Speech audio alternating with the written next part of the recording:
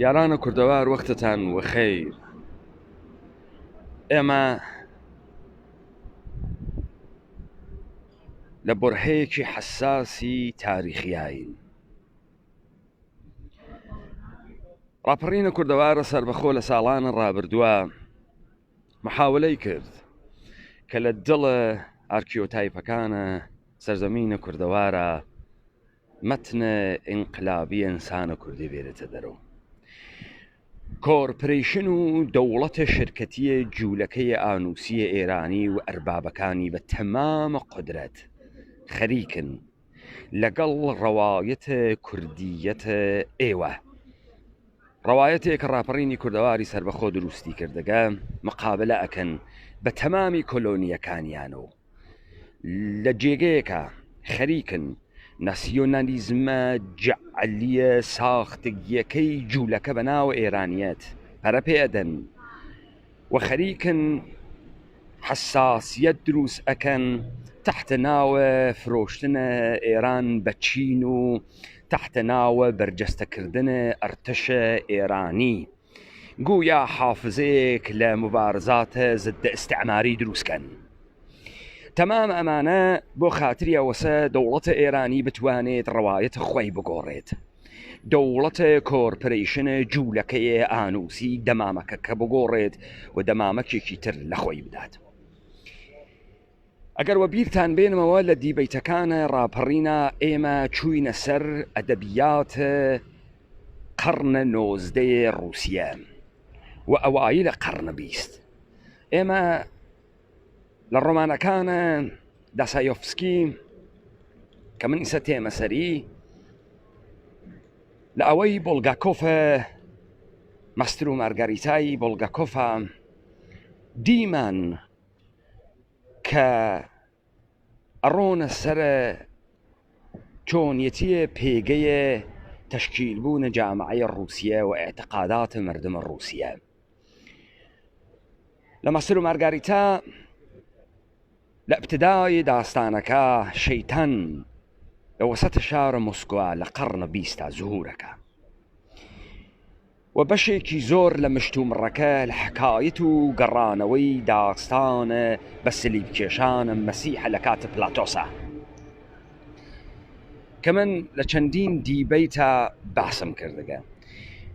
لە جێگەیەکی ترە داسایۆفسکی لە ڕۆمانەکەی براکانە کارامازۆفە لە بەشی گراند ئینکویزیترە، یعنی بازجووی گەورە مفتەشی گەورە لە تەقابڵی ئەواتەکی مەسیحە پێی ئێژێت کە تۆ بۆ هاتکی و حەقت نییە یەک کەلەمەی تر ئەزافە بکەی و ئێژێت کە تۆ لەبەر پێشنارەکانی ڕۆحی گەورە کە شەیتان بێت دەرخوردێکی دروستت نەکرد و دەلیل تێرێتەوە. ئێژە شەیتان بە تۆی وت تەمامە بەردەکانە بیابان بکە بەنان و ئینسان تەسلیمت ئەبێت. ئینسان نانی گەرەکە و حەیج تۆ نانی مردم بدە و مردم تەسلیمت ئەبێت. تۆ وتت بەشەر بۆ نان دروست نەکریاگە، بەشەر بۆ ئازادی دروست کریاگە. تۆ حەقت نییە ئەمڕۆ بیت و معجزە بکەی و ئازادی لە ئینسان بسێنیت. تۆ خۆت ئەم مردمتە ئازاد کرد و ئەم مردمە بە دەستی خۆیان ئازادی خۆیانیان دا بە ئێمە، دا بە کلیسا. ئێستا حەقت نییە بیتە ئەگرا معجزە بکەی وەگەرەکت بێ ئازادی ئینسانەکان لە ئینسانەکان بسێنی. لەوێ مەفتەشە گەورە یەخە بە مەسیحەگرێ ئێژێ تۆ هاتی و تۆ ئینسان نانی نەگەرەک ئازادی گەرەک و تۆ بۆ خاتری ئەم کەلامە چوویتە سەر سەلیب و دوای تۆ یەک نەفەری تر بەقەت باڵای تۆ نەویسیە.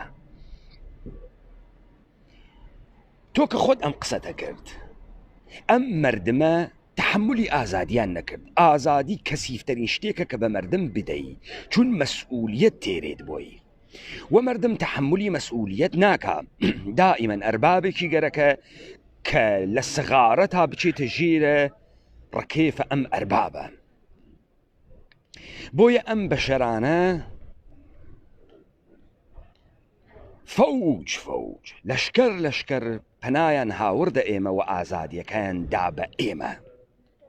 ئیستە تۆ هاتکیتە ئەگرا بۆ مردمێک کە تا بە تەحملە ئازادی خۆی نییە، گەرەکتە دەستگاهە سوڵتەیە ئێمە کە 8 قەرن زەحمتمان کێشا دایبنین معجزە بکەی و لە دەستمانی دەربێری. یعنی ناوەی کە تۆ ئستدلال بێری و ئەم مردمە بە ئستدلال و بە عەقڵ و بە هەڵگرتن مەسئولیەت و بەوەی کە ئازادی یعنی چی بەرەو تەرەفە تۆ بێن. نا، تۆ دانەی کەنیشکە مردەگزێنێک بکەیتەوە، تۆ دانەیە کوێر بینا بکەیتەوە و ئەمانە بە معجزە و بە سحر تۆ دووبارە بێن و بوونۆ سەرسەپوردەیە تۆ مردم ئیمڕۆ سەرسەپوردەیە ئێمن. ئەم بەحسە بەحسێکی جددی بوو بۆ خاتری ئەوەی کە نظام سوڵتەی جیهانی وا فکرەکاتۆ کە ئینسان بەندی سکێسی و ئینسان تحملی ئازادی ناکە، حەزی نییە بە اختیار، حەزیسی دائیمەن لە جەبرا زندگی بکە. بەڵام تەمەدون کوردی و جەهان کوردی جەهانێک بوو کە تاک بە تاکی ئینسانەکانی ئازاد بوون، ئازادیان خۆشگەرەک بوو و مەسئولیەتیان لە بەرامبەرە ئازادی قبول کرد بوو. تەماشا بکەن هەر بەم دەسەی کە مردمانە دنیا لە ژێر دەستگاهە کلیسا و لێو دوا منتەهی ئەوێت بە دەوڵەتە قانونە نظام سەرمایەداری و نێئۆلیبراڵیە سەریان سەپارد و تەسلیم بوون و ڕۆحیاندا و وجودیاندا کە لە مقابڵیا سیستەمێکیان پێ بدات کە ئەمانە نانیتیا بخۆن.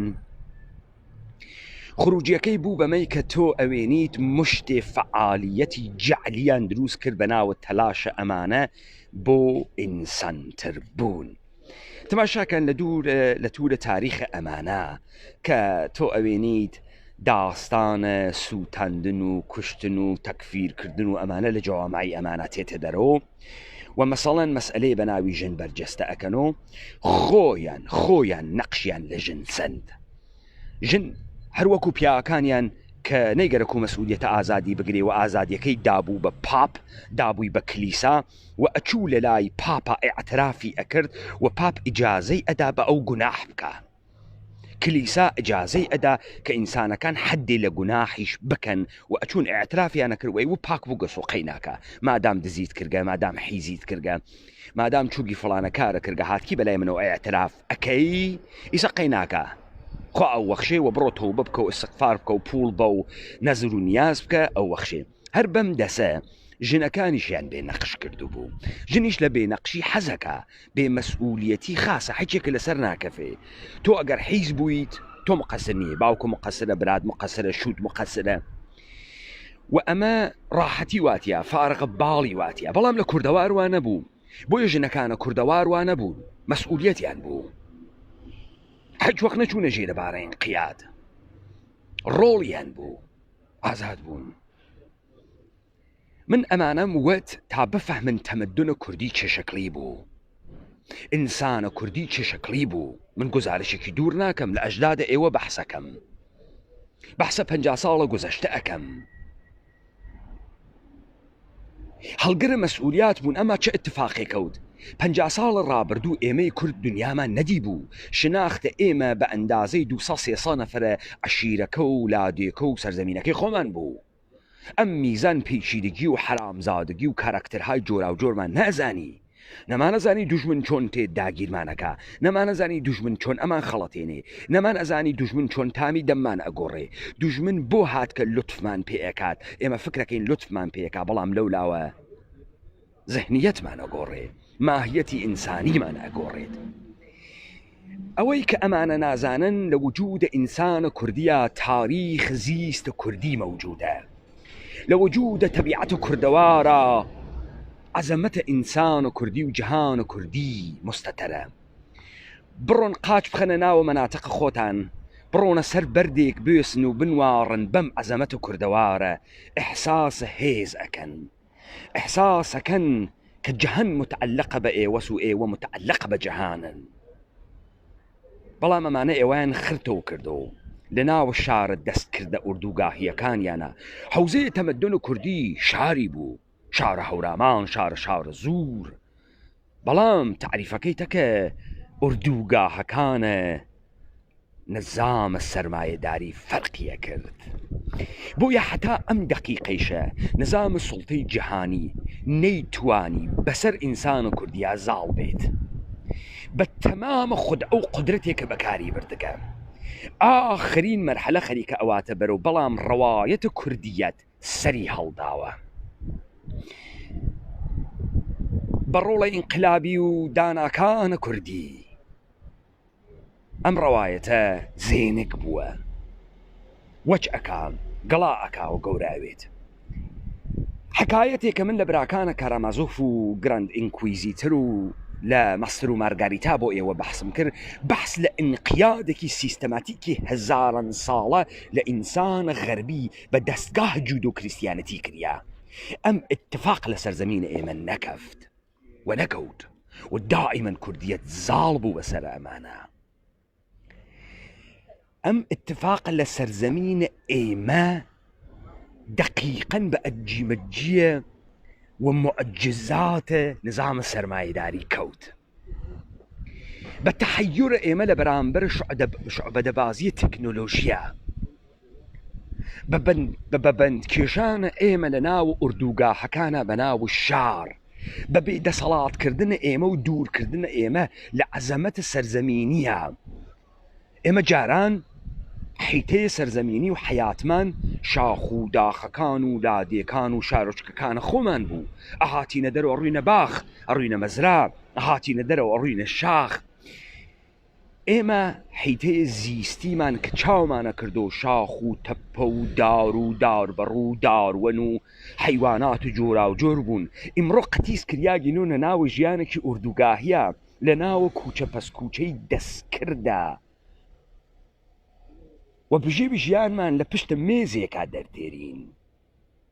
بۆیە هیچ ارتباتێکمان تەکە سەرزەمینە کوردەوارە نەماکە، بۆیە هیچ دەرکە عەزەمەتێ ناکەین، بۆیە وا ڕۆخیاین و داتەپیاین. ئەمە متەئەخر بوو لە کوردەوارە ئێمە و ئەمانە نەیانتوانی ئەمە جێبخەن لە سەرزەمینە ئێمە. بۆیە دەوڵەتە ئێرانی و ئەربابەکانی دەستگاهە جودۆ کریستیانەتی و نظامە سوڵتەی جیهانی ئیمڕۆ لە سەرزەمینە کوردەوارە تووشی کە قەیرانێکی گەورە بووکە. ئینسانە کوردی ئینسانێک نییە کە تەحملە ئازادی نەکا. ئینسانە کوردی ئینسانێک نییە کە بە شوێنە ئەربابا بگەڕێ. ئینسانە کوردی ئینسانێک نییە کە بێڵێت دەستگاهێک ئیجازەی زندگی و گوناحکردن و لەزەت بردنی پێ بدات، خۆی مەسئولیەت هەڵەگرێت، خۆی ڕۆڵ هەڵەگرێت. ئەوە ئەو داستانە بوو کە ئێمە لە تەرسیم نظامە سوڵتا بۆ ئێوە نەقڵمان کرد و تەفاوتەکەی جیهانە کوردی و ئینسانە کوردیمان تەکە دنیایەکی داتەپیاگی داڕەمیاک کە لە ڕاستای بەهێزکردنێک بڕە کەمیۆنیتی و بڕێک دەستگاهای مەخفی و تەبەقەی ئۆلیگارش و تەبەقەی حاکمەی نظامە سوڵتەی جیهانی کاریە کرد. بەتاڵی کەینەوە ئێمە وانە بووگین و اتفاقا لەم سەرزەمینە مقدسە کەلان کوردەوارەسە کە اختتامە دەستگاهە ئینقیادگەرە شەیتانیە جوولەکە و قەشەی مەسیحی و سیستەمە جودۆ کریستیانەتیە. پس ئەم تەفاوتە وازح و ئاشکار بوو. ئێمە تەحملە ئازادی ئەکەین، ئێمە نەقش و مەسئولیات ئەگرینە ئۆهدە، ئێمە تەبدیل بە سەغیر ناوین، ئێمە تەبدیلە بە کۆیلە ناوین، تەمامە ئازادی خۆمان بین، سەلب اختیار لە خۆمان بکەین کە کەسێ بمانژێنێت، کە کەسێ دەست بە سەرمانە بکێشێت. ئێمە یارین، بەردە نیین، بەندە نیین، غوڵام نیین، سیتیزن نیین. ئێمە یارە کوردین، لە تەمەدن و کوردیا لە شارەکان و کوردیا زندگیەکەین. بۆیە ئەمە ئاخری مەرحەلەس. دەوڵەتە ئێرانی بچن لە BBC مستەنەد دروسەکە بەناوە ئارت ئۆف پەرشیا. بچن دەوڵەتە ئێرانی فایل دروست ئەکا کە گویا چین خەریکە ئێران ئەخوا و ئستعمارگەر هاتگە بۆ خاتری ئەوەی ناسیۆنالیزمە جەعلیە ئێرانی فوتێ بکە بچن دەوڵەتە ئێرانی فایل دروست ئەکا لە فەزای مەجازی بڵاوی ئەکاتۆ ئێژەی دەریادارە ئەرتشی گیریاگە کە مخالف بووگە دەریا بدەن بە چین ئەمە خەریکە ئەو ناسیۆنالیزمە فەیکە جەعلیە دەست هەڵەوەسەی جوولەکە ئەو یەهودە فارسیە ئەو فارسیە یەهودە ئەو ئانوسیە جوولەکانە خەریکە هەڵی ئەسێنێتەوە کە ئێوە بکەونە ناوە ئەم داوە لە بەرامبەری چی خەریکە ئەکات لە بەرامبەر ڕەوایەت کوردیەتا خەریکە ئەمەکە لە بەرامبەر کەرەن ڕەوایەتە ئینسانە ئازادا کوردیەتا خەریکە ئەم کارەکە ئاگادار بن کۆرپۆرێشنەکان قودرەتە پوشاڵین حەجێک نیەن